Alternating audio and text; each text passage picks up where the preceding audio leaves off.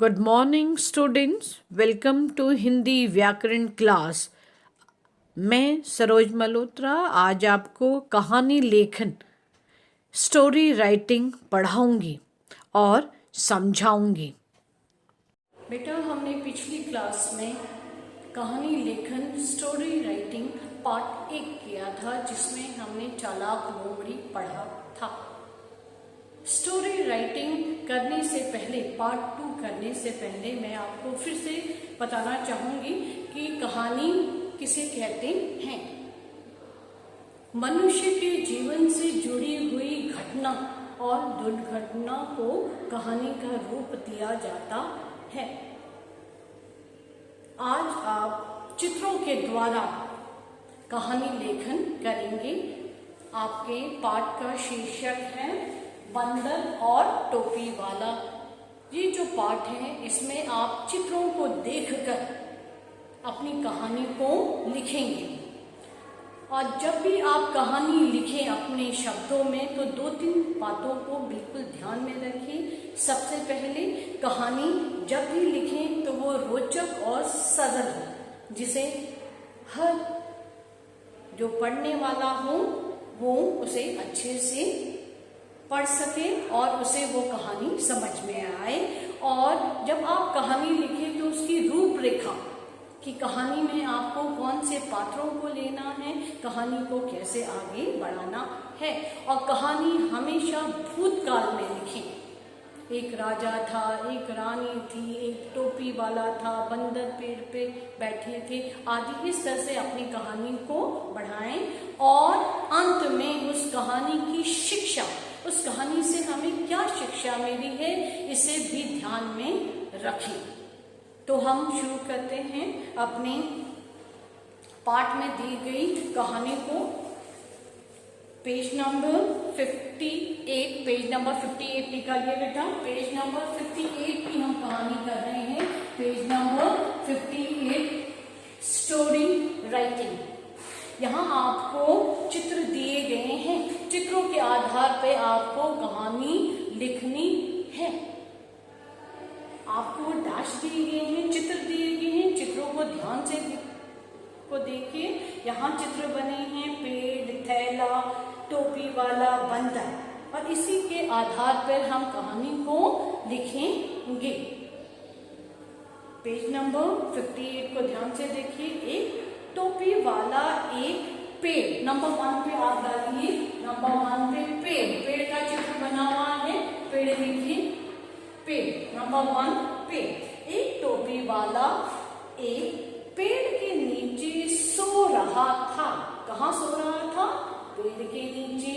उसकी टोपियों का थैला, क्या चित्र बना है नंबर 2 पे? थैला। नंबर 2 पे लिखिए थैला, थैला, थैला।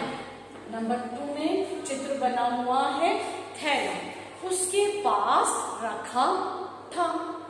उस पेड़ पर दाश बैठे थे। कौन बैठे थे?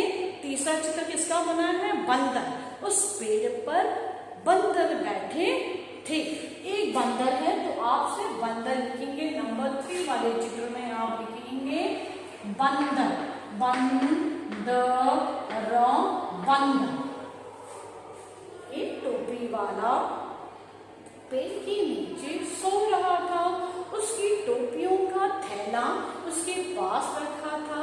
उस पेड़ पर एक बंदर बैठे थे। बंदर एक है तो बंदर बैठे थे।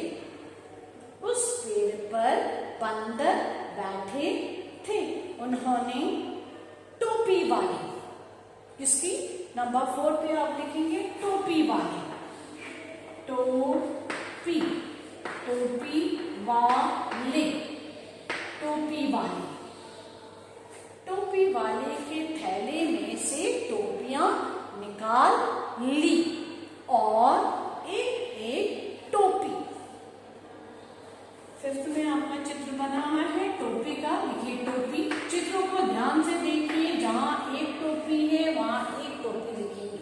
जहां एक बंदर है वहां एक बंदर लिखेंगे। बंदरों ने टोपी पहनकर चित्र फिर किसका बना हुआ, पेड़ का चित्र बना हुआ है, पेड़ पर चढ़ गए। नंबर 6 में आता है पेड़, कहाँ चढ़ गए? पेड़ों। चित्र के आधार पे हम अपनी कहानी को लिख रहे हैं और आगे बढ़ा रहे हैं। जब टोपी वाले की नींद खुली तो उसने देखा उसका थैला, थैले का चित्र बना हुआ है। नंबर 7 में लिखिए, नंबर 7 में लिखिए थैला, थैला, थैला, थैला, थैला क्या है? खाली है। उसकी नजर डैश पर पड़ी, किस पे पड़ी? बंदरों पर। 2 बंदर बने, यहाँ संख्या बढ़ गई, बंदरों पर पड़ी।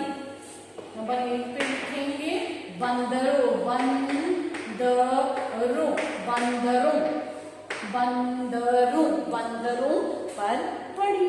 उसने बंदरों, देखिए संख्या में ज्यादा है तो बंदरों से, और टोपी, एक टोपी थी तो आपने टोपी लिखी, और यहाँ संख्या में ज्यादा है टोपी तो टोपियां।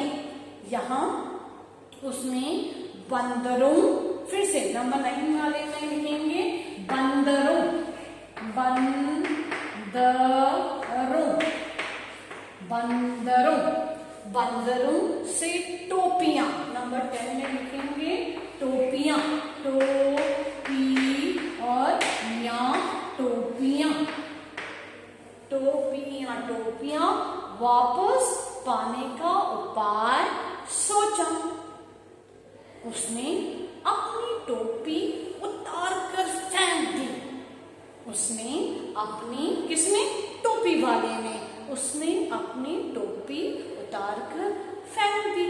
उसे देखकर नकलची, उसे देखकर नकलची बंदरों ने भी अपनी अपनी टोपियां निकाल कर फेंक दी। यहाँ देखिए बंदरों संख्या में ज्यादा है और टोपियां संख्या में ज्यादा है, तो हम क्या लिखेंगे? फिर से नंबर 11 में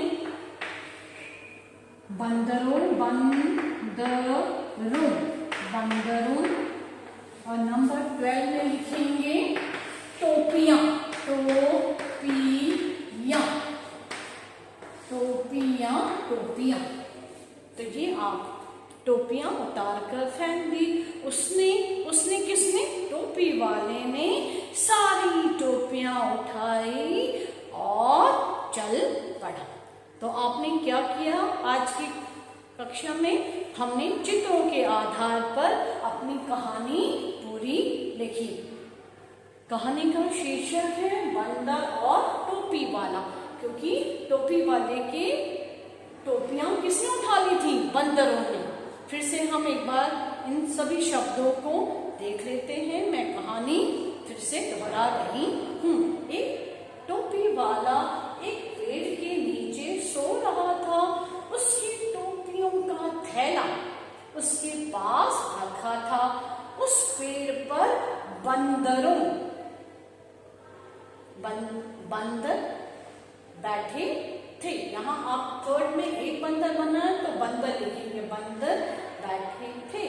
उन्होंने टोपी वाले, किसके? टोपी वाले के थैले में से टोपियां निकाल ली और एक एक टोपी पहनकर पेड़ पर चढ़ गए। जब टोपी वाले की नींद खुली तो उसने देखा उसका थैला खाली है। उसकी नजर बंदरों, क्योंकि संख्या में ज्यादा बंदरों पर पड़ी। उन्होंने बंदरों से टोपियां वापस पाने का उपाय सोचा। उसने अपनी टोपी उतार कर फेंक दी। अपनी एक टोपी जो उसके सिर पे थी उतार कर फेंक दी। उसे देखकर नकलची बंदरों ने भी अपनी अपनी टोपियां उतार कर फेंक दी। उसने सारी टोपियां उठाई और चल पड़ा। ये तो हमने अपनी कहानी को चित्रों के आधार पर लिखा। अब हमें इस कहानी से क्या शिक्षा मिलती है कि समझदारी से किया गया कार्य हमेशा सफल होता है। तो हम शिक्षा भी करेंगे। शिक्षा, आप इसके नीचे लिखिए, शिक्षा समझदारी,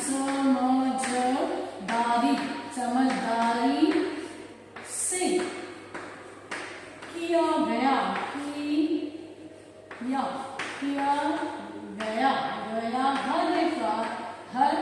कार्य सफल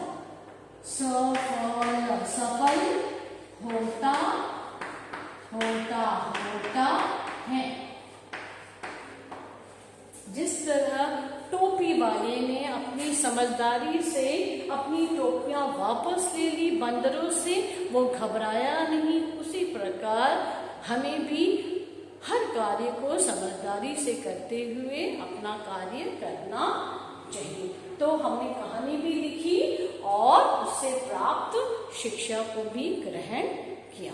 तो आपका होमवर्क है, इस कहानी को दोबारा आप पढ़ेंगे और कहानी से प्राप्त शिक्षा को ग्रहण करेंगे। Thank you.